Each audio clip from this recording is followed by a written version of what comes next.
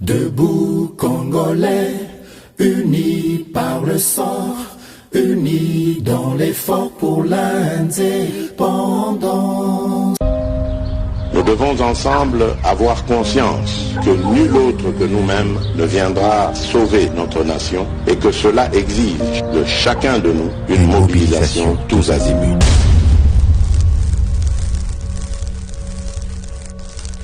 Boye malamu na GCAM ma télévision, fidèles abonnés, chers internautes, na pesibino matondo mingi pour na boponi fréquence ya ba éclairé. Merci mingi na fidélité na bino pe confiance renouvelée na émission na bino Debout Congolais. Boye malamu ete justice yanzambe eratakate, justice yanzambe moto mokote aishapaka na contrôle nango. Soki na lobi malobo te batumusu bakanisaka seke émission et salami malamu te zaka pona nga devoir ya ko rappeler na biso ete justice ya Nzambe bakorompaka ngote, justice ya Nzambe moto moko te aishapaka na contrôle nango. Rassurez-vous que soki oza ko sala mabe okanisi bazomona yo te.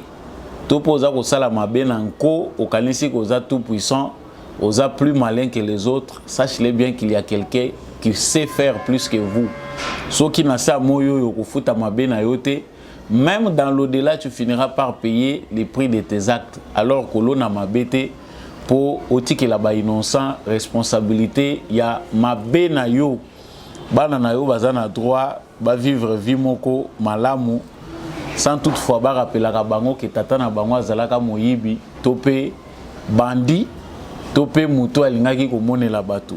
Voilà bamo oyo ekotsaka biso na émission na biso bolingaka mingi Debout Congolais. Tobosana te bendele koya te FARDC toujours na motema.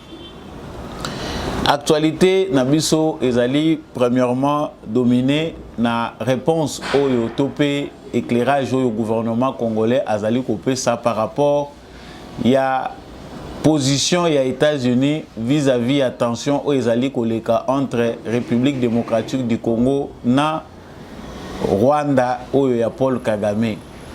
Vous aurez ici l'occasion ya koye bateau éclairage par rapport ya ba propos ya porte-parole ya gouvernement République démocratique du Congo ezali Patrick Muyaya asili kotalisa que États-Unis azali ko jouer jeu ya propagande rwandaise na maye etali likambo ya FDLR.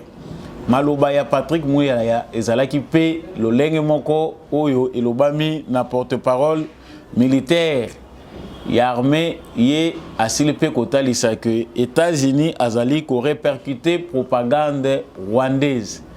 Que devons-nous retenir par cette prise de position na kanisi ke mituna na bino ezalaka ebele na yaka na actualité pambate bato bele baza ko mituna est-ce que ba relation na entre République démocratique du Congo na États-Unis ezali au bon fixe.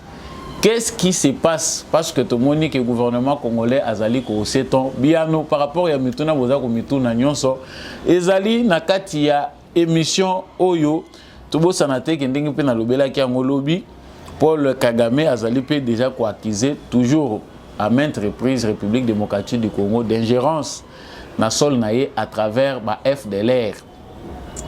Actualité ya mibale tokolobela wa ezali actualité ya procès ya conseiller ya Moïse Katumbi Salomon Kalonda oyo audience naye ya mokolo lelo ezali suspendi ba renvoyer ngo pona mokolo ya lobi 18 septembre.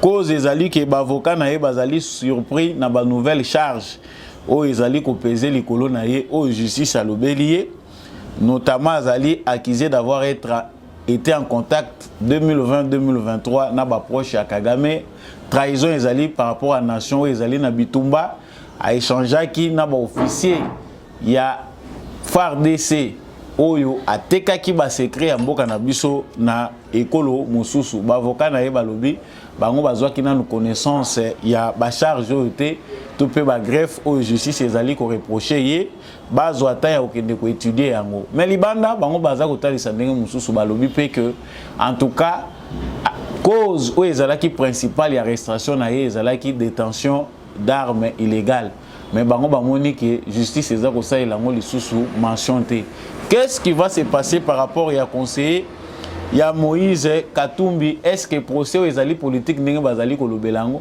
Est-ce que ba fait ou bazali ko reprocher ezali ko sala na ye ki azali innocent ezali procès politique? Réseau oyo ezali ko continuer ou bien il n'y a que Salomon Kalonda nde mutu azala qui seule personne oyo azali ko traiter na ba pays voisins pour déstabiliser le régime en place? Nous allons en parler tout de suite dans cette émission. Et puis pour nabosu qui situé bien te butu ya kotani sa mokola lelo incendie munene salema kinaka lufungula incendie oyo ezali mon côté tout moni que na moi oyo déjà ba incendie ezali ko salema mingi. Est-ce que ezali ba acte moko délibéré to ezali kaka du na hasard? Mais suite à information to koyeba pe kolobela situation na bakana biso pona kolobela kaka précisément bakan oyo ezali na ville ya Kinshasa. Est-ce que l'État congolais, est-ce que armée na biso, police na biso bazali na contrôle ya makambo kaka na bakan na biso? Nous reviendrons sur ce sujet avant de finir l'actualité d'aujourd'hui. Natombeli bino lisusu une fois de plus boye malamuna etando ya GCAM télévision soki ezambala na ya liboso ozali ko rejoindre plateforme ya ba éclairé, il faut s'abonner pour devenir membre. Laissez surtout un commentaire, n'hésitez pas, n'oubliez pas de liker et de partager. Bopé sa force na chaîne oyo bosepelaka na banalise ya Samba Olonga, il est important de liker après avoir suivi l'actualité et surtout de partager pour que ba éclairer la République démocratique du Congo ba koma ebelé. Donc commentaire, soutien à FARDC, vous allez FARDC depuis ville Nini, vous allez Rolanda biso depuis wapi bandeko baza Rolanda na Mbanzangongo. Merci vraiment boye malamu na GCAM télévision bandeko yo bokomela kinga pe depuis Luozi naza ko sepela na bino na bandeko baza na Bokungu ikela, on est ensemble na bateau pe bazali na Kolwezi. Je retourne dans l'actualité. Situation oyo mitune ezalaka ebele Samba Olonga bino batu bolobaka makambo nini ezali koleka États-Unis aza ko bolungisa biso mutu pona nini gouvernement ya RDC akoki ko s'en passer te na États-Unis d'Amérique? Est-ce que bango bazali banzambe a mituna na bino ezaka makasi pe ezaka ebele? Mais biano analyste osala kango elongo na bino peut-être pe ke bozalaka na ba réponse. Patrick Mouyaya, porte-parole du gouvernement congolais, au cours du point de presse oyo banima qui na porte-parole de l'armée, asili ko talisa na ba propos na ye que gouvernement américain bazali ko répercuter propagande rwandaise qui besoin qui tenter à koyoka point de presse wana conférence de presse wana pardon boromona ba propos tenu par Patrick Mouyaya. Mais tout il y a des journalistes presse parce qu'il a besoin de la position de la République démocratique du Congo après les propos oyo ezala tenus par le gouvernement, le secrétariat d'État américain. Makambo ezali kolega kuna RDC za ko banzani. Porte-parole et armée a-t-il ici que les gouvernements des États-Unis d'Amérique répercutent la propagande rwandaise. Patrick Mouyaya azali ministre Pambate mais azali porte-parole du gouvernement de la République démocratique du Congo. À maintes reprises, le gouvernement de la République démocratique du Congo est accusé de nonchalance, de vouloir chaque fois apaiser la situation au lieu d'essayer aussi de hausser les tons.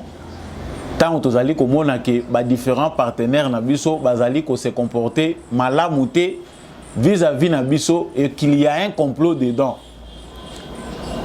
Tout est bien communication ezalaka importante, communication na moment nini okoki, communication ya crise ezalaka, communication na temps de paix ezali, communication na temps de guerre ezali.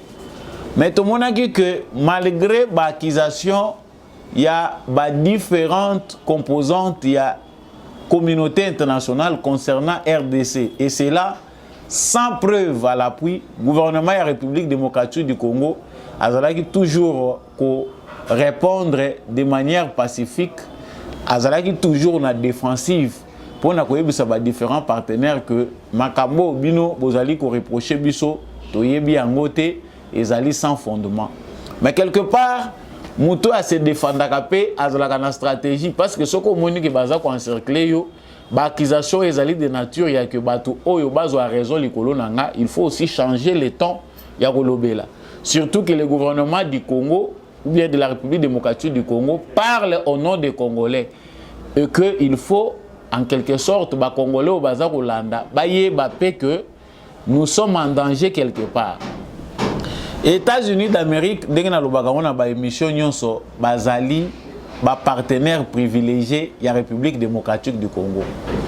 Jusque-là, moi, je n'ai pas encore une définition claire pour les alliés, pour faire comprendre l'utilité, tina, topé définition, il y a partenariat privilégié entre États-Unis d'Amérique et la République démocratique du Congo. Vous avez vu que aussi tout ça là émission est belé à l'Olengewana pour nakotalisa les États-Unis soutiennent la République démocratique du Congo. États-Unis azako mettre en garde Kagame toloba ba makambo belé oyo ezalaki de nature ya kola lisape ba faiblard pongi que en tout cas bato yo ba créer qui monstre na bango bazali capable aujourd'hui ya ko détruire. Mais lelo allez voilà parce que ton wana eza kozala aussi parce que moi biso tozaki na patience mingi démarche ya Félix Tshisekedi eza démarche moko eza na patience ebele vis-à-vis ya communauté internationale vis-à-vis ya ba pays voisins. Cette patience là, ce souci là, il y a qu'on résoudre ba différents de manière pacifique et biso bazoba. Donc quelque part rythme et gouvernement congolais et ça vous allez suivi par les Congolais parce que quand le gouvernement réagit toujours chaque fois réaction est pacifique, nous demandons, nous exigeons des sanctions contre le Rwanda, les différents partenaires finir par comme on local théâtre. Ça s'est transformé en théâtre parce que on a toujours répété les mêmes propos. Le gouvernement lui le temps il est toujours mesuré. États-Unis à Salamabe, à Salamalamu, biso to continuer ko bercer bango. France à Salamabe, à Salamalamu. C'est important d'avoir aussi quelqu'un banatir ya bamende ko répondre avec énergie. On pense que là il y a des leçons oyo Patrick Mouya en tant que porte-parole du gouvernement a commis quoi apprendre différence entre le journalisme et la parole d'État. Les journalistes, lui, il peut raconter n'importe comment, mais quand un homme d'État parle, il doit rassurer. Awa, quand il y a bien un gouvernement congolais par rapport à cette réponse, pourquoi? Les États-Unis, ce n'est pas n'importe quel pays, bien que Baza soit partenaire Nabiso, mais ils sont la première puissance dans le monde. Mais politique, Baza mené na Congo. Il y a comme Sabiso Lokola Banyama, droite, c'est une politique qu'il faut condamner à haute voix. Si les Congolais haussent les tons, le gouvernement congolais doit aussi, à juste mesure, hausser les tons pour tous dans le même langage. Même si la diplomatie a d'autres vertus, ils ont une procédure oyo, ils ont lié à sentiment, à émotion en tant que les Congolais. Mais il est important qu'à un certain moment, le gouvernement et la RDC va prendre paix au Sakaton. C'est très important. Mais Oyo, tout le monde qui pendant tout ce temps, ils ont vraiment tant de suspense, Bissonion sont aussi tous les Mbaki. États-Unis d'Amérique, Soka Lingi a condamné Rwanda, il faut créer équilibre. Équilibre a créé par des affirmations qui ne sont pas justifiables. Parce que jusqu'au jour d'aujourd'hui, il n'y a aucun rapport sur base de preuves où ils ont certifié que FDLR Bazali à partir du Congo pour attaquer Rwanda. Tozali na village mon côté attaqué na Rwanda, Oyo batu bazali massacré pas sur base ya banani ba FDLR. Ezali etkali komona naté.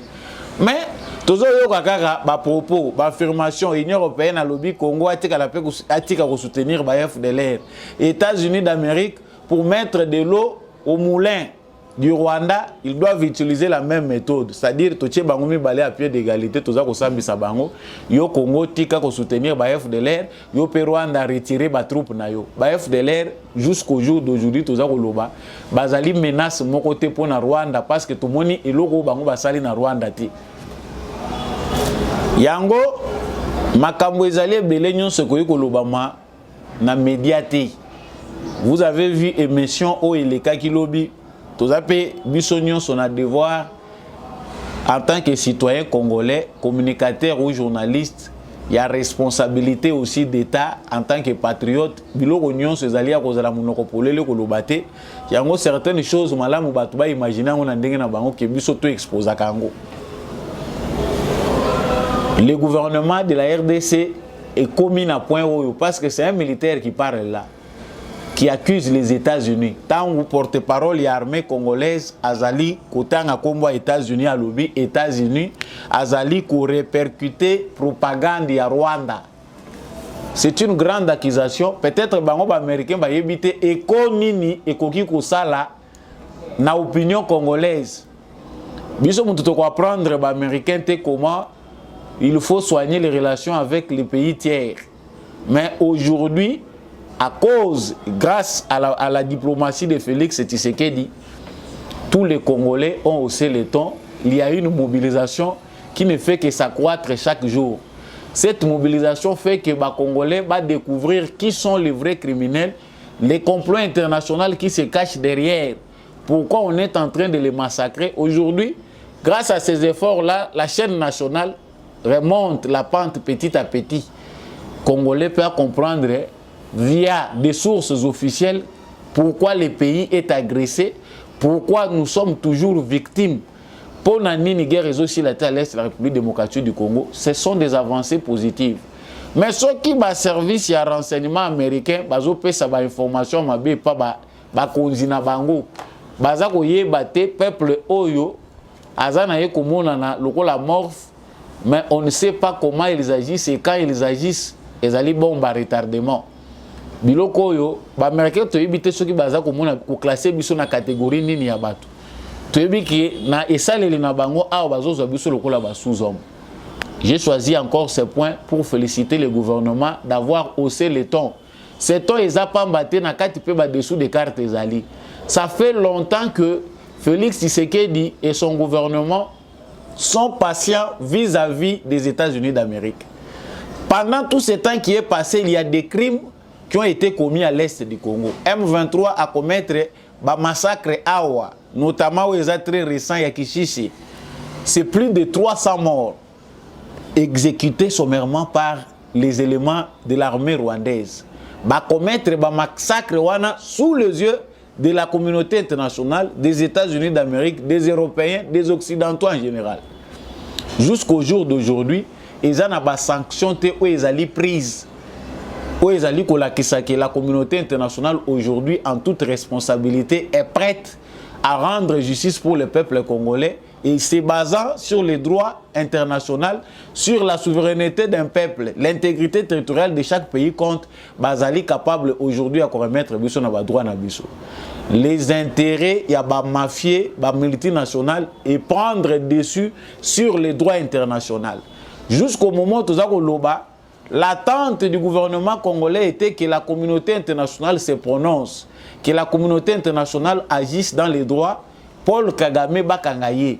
Parce qu'il y a trop de dossiers comme ça, trop des hécatombes, de massacres, les génocides congolais, Oyotouti, ko commémorer Awa, Obison Stoza Kolobela Naminito, ils allaient jusque-là reconnus dans la communauté internationale. Les seuls génocides connus, c'est celui du Rwanda, où il n'y a même pas eu 1 million de morts. On dit 700 000 ou bien 800 000 morts. Le plus grand génocide dont on ne parle pas, c'est celui du Congo avec ce Tolobeza Mboka Mobimba Bango Badesimaki. Mais parce que leurs intérêts sont ailleurs, dans leur langage, ils doivent toujours chercher à équilibrer, à nous étouffer lorsque nous sommes mobilisés. Le gouvernement congolais, on a le point où on a joué nos vidéos à Patrick Mouyayate, j'ai parlé ça dans l'émission Elekaki. Le gouvernement congolais a bien haussé les tons et là, c'est une affirmation de notre souveraineté. Donc, les dessous de ce qu'a dit Patrick Mouyaya, c'est une position du gouvernement congolais. Biso tokozalaka bato tokobanda ko se défendre té, biso bino boyela biso na mawa, na ba déclaration ya mawa. Nous partageons la peine, la souffrance de la population de l'Est. Ba délégation ya mukili mobimba et sali tout roi bazako ya destination kaka Goma. Union européenne a tindi ba délégué, ba pays honeste tindi ba délégué. Ensuite, lorsqu'ils sont rentrés, c'est comme s'ils n'ont rien vu. Les seules décisions prises, c'est de sanctionner des généraux congolais. Oyo tozeli Bizimakara kuna soki na James Kabarebe ba sanctionner bango kombo etangami te. On ne cite pas parce que c'est important te ba condamner bango. Les militaires que Kagame engage pour ba mener ba opération na est ya République démocratique du Congo basa sous sanctions États-Unis. Mais on sait nous bercer avec des sanctions. Il y a l'icolo, basa komemango. Franchement, l'air est grave. L'air est à l'affirmation de notre souveraineté. Bateau, bazu, ba propos, ya Patrick Mouya, naturellement, ce n'est pas quelqu'un qui a un ton mêlé un peu d'arrogance et de vigueur, le la main d'Azalaki. Ce n'est pas parce que Tolinko bête la main de Maboko, non. Mais il faut aussi à un moment, hein, Moutumoko ya m'en déclaration ndenge wana fait ça les mapenda bayoki que oui eza ko wuta na mitema ya ba congolais, mais c'est déjà aussi déjà un bon départ le fait de le dire. Comment bino toza agressé bino boko continuer ko ça la propagande ya ba Rwandais. Amérique a ça la propagande ya ba Rwandais. Entre temps on nous dit non toza mettre en garde Kagame to yebiso retirer. Nous n'allons plus publier des informations comme ça. Soki bolande linga malamu. Lorsque je parle de l'Est du Congo, je ne me positionne pas pour chercher à propos rassurants à Américains. Ils nous ont déçus. Ces partenariats privilégiés là restent imaginaires. Sur le terrain, les Congolais ne sont pas convaincus. Et là, nous avons un gouvernement qui réfléchit.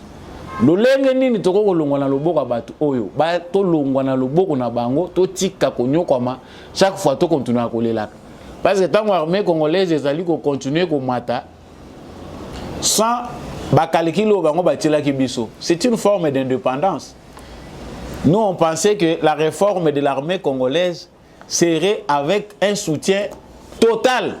Ceux qui partenaires qui s'investir mingi dans la réforme de l'armée congolaise, c'était les Américains, c'est connu du monde entier. Mais quand on voit maintenant ce qui est fait, on trouve que apport na bango est moindre.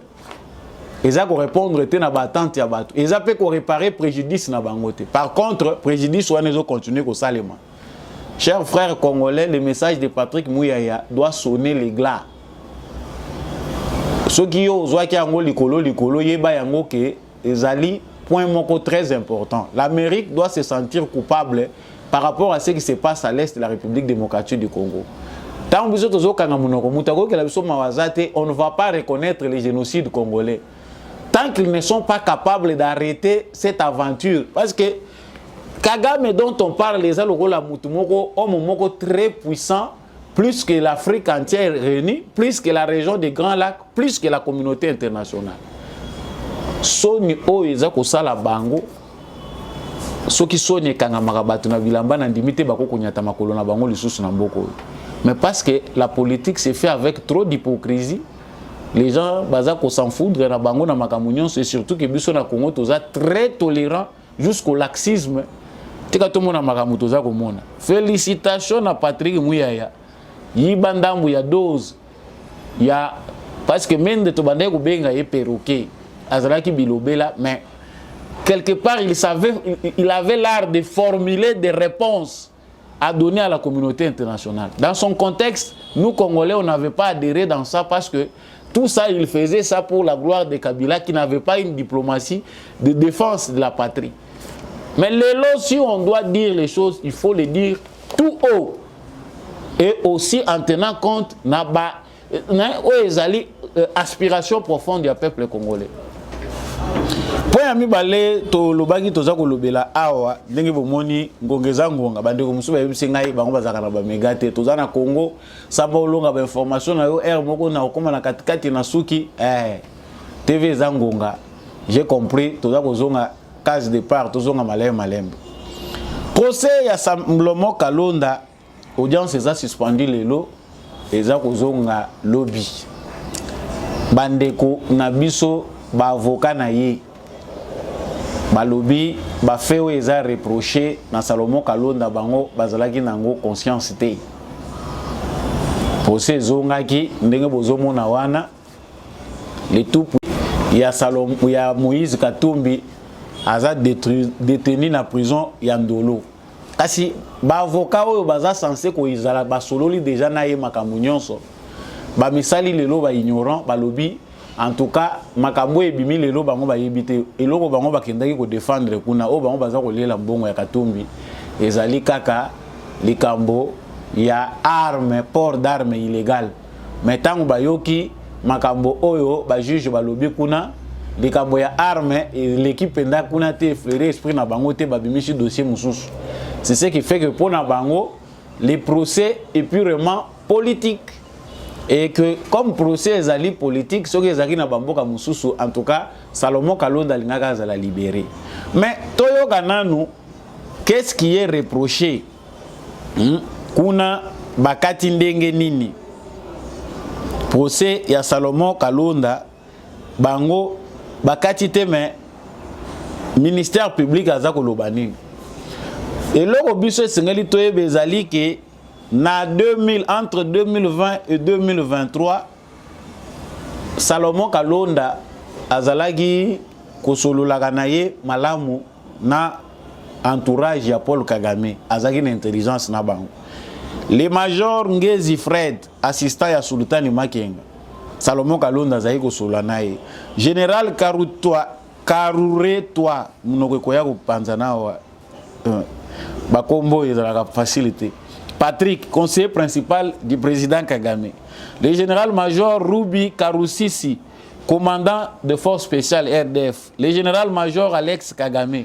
Le général-major Zabamouito Joseph, conseiller spécial en matière de sécurité de Kagame, en vue d'engager des hostilités en RDC. Bakombo total yoyo. Contact wana nyonso eza retrouvé na téléphone ya Salomon Kalonda. Conseiller na yewana bango bayebi yango te. Bazana ta ba fouiller yango te, bango c'est le dossier bayebi ezaka ka munduki oyo zalaki porté de manière illégale. Mais à cela s'ajoute quoi? Il n'y a pas seulement que Abazala qui est en contact na ba militaire, na ba officier état-major ya Kagame pour na kosala coup d'état na Congo, mais il était aussi ils sont en contact avec des officiers ya biso ya armée na biso. Awa bazali kotangela ye balobi que na 22 mai 2022 Salomon Kalonda s'est fait remettre par le nommé Patrick Nyundo, agent de l'ANR, par WhatsApp les images des tenues et bottines militaires soigneusement et secrètement choisies par la hiérarchie militaire. Awa biso tolelaka ba tenue soki kake salami pas même les ana nous secret na nous ba transmettre na mutute. Boyo ka déjà c'est tamboli et c'est qui oki ango ekomi ko bima déjà na ba mouvement rebelle. Mais awaye ba photo. Donc il y a des éléments dans nos services de renseignement dans l'armée qui leur transmettent des informations pour ba information wana bango batindi kango na chef na bango ezali Paul Kagame. Quand on parle de réseau que ba réseau ezao batu bazako yebati.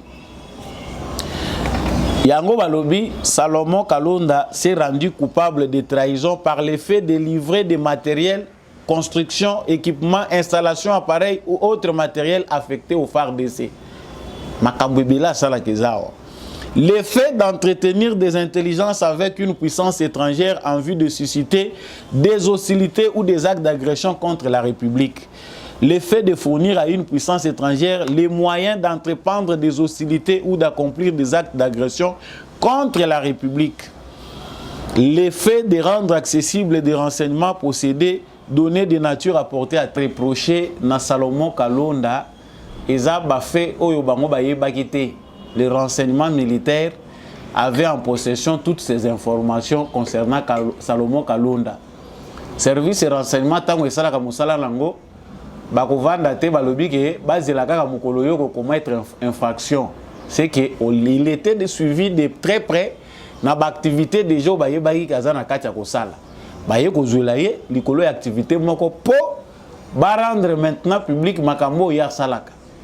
Mais ba avocat bango pe bazoluka ba salaire bazana bana na bango bazana basi na bango, c'est tout ce qu'ils peuvent dire, nous dire que en tout cas le fait que bazali ko présenter ba fait oyo bango bayebaki te bazalaki na connaissance nango.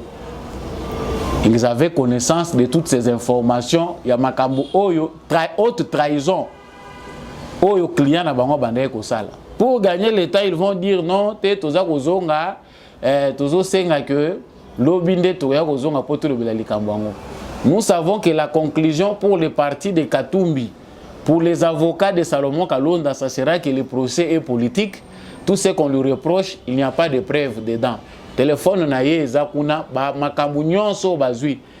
Qu'est-ce qui peut pousser à un conseiller du membre d'un parti politique ou membre d'un parti politique de l'opposition d'avoir des contacts à officier supérieur rebellé à Rwanda? Les alliés qu'on préparer que mukolo toko mana bokonzine to ko banda ko utiliser ba numéro na bango. Il n'y a pas de défense à faire sur l'affaire Salomon Kalonda. Et baniki oyo bango ba bongisaki et c'est bimi au grand jour et Moïse Katumbi est fragilisé sur ce coup-là. Il n'est pas fragilisé seul. Dossier oyo ngana bwaki masese na boyi ko bimisa biloko muso eza normalité pour naya ko la pongite o sikoyo lo bakite. Na suka place esengeli ko suka. Mais dossier oyo esengeli toyeba ke na sina bwaka ke loko moko awa toyeba ke ezali important. Sango moko soka aza koyoka te akokangama. Tana lobi sango bato baotala likolo, mais sango moko que ça soit à Katanga ou ça soit au Kivu, sango wana kokangama. Pourquoi? Parce que les réseaux, les plus grands réseaux qui fournissent au M23 les informations concernant la décision où ils allaient au commandement militaire et puis dans les différentes dans les différents niveaux de prise de décision, ils allaient constituer na ba opposants congolais, ba sango pe bazana kati ya makambo wana. Asina lancer un message na lobi mokolo boko yoka bakangi sango moko ba lobi l'église na ye bakangi bazui biloko. Boko yoka batu ba lobi o bachelie biloko kochela, bachelie minduki kuna kochela, azana ye lié na makambo wana te. Le M23 est dans vos églises. Les M23 collaborent avec vos prêtres. Mathieu va prêtre nyon sauté. Natangi pe kombo ya mutute pour procès ya kolandanga non voilà non toyebi makambo eza na kati ya koleka. Ce dossier de Salomon Kalonda batu baza ko mituna est-ce que ça s'arrête là où il y a d'autres complices? Ndenge asakanga maki ba mususu ebele baza en débandade. Kabila na Katumbi bazali eloko moko. Intelligence na bango ezali ko fonctionner ensemble. C'est tout à fait normal et probable que bakabiliste ba jouer jeu ya Katumbi et puis batu ya Katumbi ba jouer jeu ya Kabila. Aujourd'hui, c'est la même chose. Jida ou ya Bible ndeto yeba ki nasuka kenda ko se pendre après avoir trahi Jésus. Mais Jida ou ya Katumbi contre Kabila a finir par kozongela Jésus na ye o ya trahi saki. Ça n'a rien à voir avec l'histoire qu'on connaît de Judas Iscariote. Donc, affaire à Salomon Kalonda et qu'on révèle biso makambo ebele sur affaire et sécurité à l'État. Félix Tshisekedi a mêlé pe makambo ebele. Ba affaire nyon ces alliés liés na sécurité à l'État ba exposer en na place publique té. Ceux qui ba service na biso secret et voyez qu'on publier makambo tel que ndenge ba zulaka yango ba tumususu ba kokima dinu commune vers une autre. Mais ce n'est pas important. Ba coup ebele ezali planifié contre les pays eza kozala ka déjouer. Ce qui oza makasi na mabolongo continuer ko tchaka mabolongo na se parce que c'est grave. Ce qui bato baza ko mibenga ba congolais bazo sala pire que les Rwandais oyo biso toza censé ko combattre bande kwa Kagame ou baza censé ko combattre. Mais Kagame ngope o aza na réseau munene na Congo ya bato baza ko mibenga ba congolais bazo ravitailler azo tonda pété. Il a du mal maintenant à manger avec ses propres frères. Si Kagame se sent en insécurité, il doit savoir que bateau le loba kotia en insécurité makasi, ce sont ses propres frères tous qui ne sont plus dans l'ensemble d'accord avec lui. Baebi déjà que côté bazako kende, ils vont tout perdre. Et ceux qui kake basculer na Rwanda, makambo ebele ya bangwe ko beba. Yango bandeko na ye mususu déjà baza décider que en tout cas il faut tous se retirer na moto avant, tout kufa na yebiso nyonso ensemble. Mais il y a des Congolais qui sont encore d'accord avec Paul Kagame à cause de la haine. Semence ya mabe ou bango balati. Tout ce qui se mission na biso ndenge na lobaki na makambo oeleki na kan lufungula ba vidéo ya ba moto ba vidéo ya makambo ebele moyena lekisaka ngo lisusu awa ezate YouTube akomi na kanda na ngai na yebite soki maloba na ngape enyokolaka bango na yebite wana bino mutu bokoyeba mais incendie esalemaki na kan Lufungula ba maison de fortune na ba habitation ezalaka na kan Lufungula po boyoka ka kan Lufungula mais obeta pe tour kuna te ba kana biso moya koleka kango ezate tellement eza makambo lié na ba militaire na sepeli kosukisa wana en tant que bon patriote na koloba makambo ebele te mais qu'est-ce que ba leçon nini toko retenir po to moni ministre intérieur na vice gouverneur bake ko beta tour kuna eza pasi. Nous savons que le président de la République fournit d'énormes efforts pour na kocha ba militaire na biso na ba conditions esengeli mais ba conditions eza na ba kana biso ya ba logement parce que na ba camp ba bikoko ya ba militaire bana na bango bakoko bakokololo ba musu bakoma kofutisa na bandako atongi angara atie mutu o aza mwana soda kingani nyonso wana ebota mazita. Et puis les conditions ne permettent plus la bonne sécurité na bakana biso. Oyo eza soka mingi bazalaka kuna eza ba policier bandako eziki ndenge nini. Aucune mesure prise oyo ko permettre que moto ko zalata ya muke. Hein bozata na mwa nini ba utilisaka rapidement awa bobo mananu moto tanko ezo banda na kopela ezate. Mais tala ebele ya bandako etongami na désordre. Mais si l'incendie est criminel muto asali yango nanko ou bien esalami muto ayebaki te moto eke kopela tokoyeba ndenge nini mais na bakana biso il faut tozala déjà na ba mesure prise ba condition ba structure oyo ekoki kosala ke baboma moto. Gouverneur ya ville ya Kinshasa Jean-Tini Ngobila, je suis le meilleur gouverneur oyo bapesi ba prix ti 5 ans oyo ezosila boye mutuka ya bien ya kobomelaka moto ezomonana te camion bazoya nango ma ezotangaka déjà nzela bakomi ma ezate baza obligé de se bakende koluka. Est-ce que pour essayer seulement d'assainir ba structure il y a urgence oyo pe ezosenga kaka ke bato babelelaka? Nous avons dit, mais nous savons que hiérarchie militaire, ministère de la défense, ministère de l'intérieur, il faut bazwa ba mesure en attendant que ba makambu ya malamu ba condition ba promettre na ba militaire ekokisama pour na ko sécuriser bato parce que ba incendie mususu eza ko se multiplier tant toza ko landela ngo malamu alire nango ezali penda te ke eza ko salema de manière spontanée par accident quelque part bato pe bako kozalaka na makanisi ya mabe ya ko créer ba foyer attention. Alors il faut prendre des dispositions pour sécuriser la population. Émission Mukolo lelo na kanisi ndenge bomoni malamu esuki wana nazaki nesema koyeba bino ebele bo continuer ko simba bendele ekolo Congo FARDC toujours na motema. Merci mingi na ndekombi ya chako asimbaki caméra oyo kwete émission oyo ekomela bino na tondi botondi na l'homme de la vérité des urnes, Jean-Louis Timbalanga. Si mingi vraiment à l'homme de la vérité des urnes, je remercie beaucoup mon vieux Georges Mbo Angoye, le manager. Vraiment, je vous remercie beaucoup. Place aux alliés, merci mingi. Nabino va toujours soutenir l'émission Debout Congolais. Merci aussi à papa Maurice Kikangala depuis l'Irlande. Bande Kognon Sobolanda Kabiso depuis l'Irlande. Na Pesibino Matondo Mingi. Merci na maman Bilonda. Merci na papa Boniface Mpunga. Je remercie également papa Freddy Ngwama, l'élu du Lebo. Et je n'oublie pas l'élu de la Tchangou, apôtre Gérard Kabea.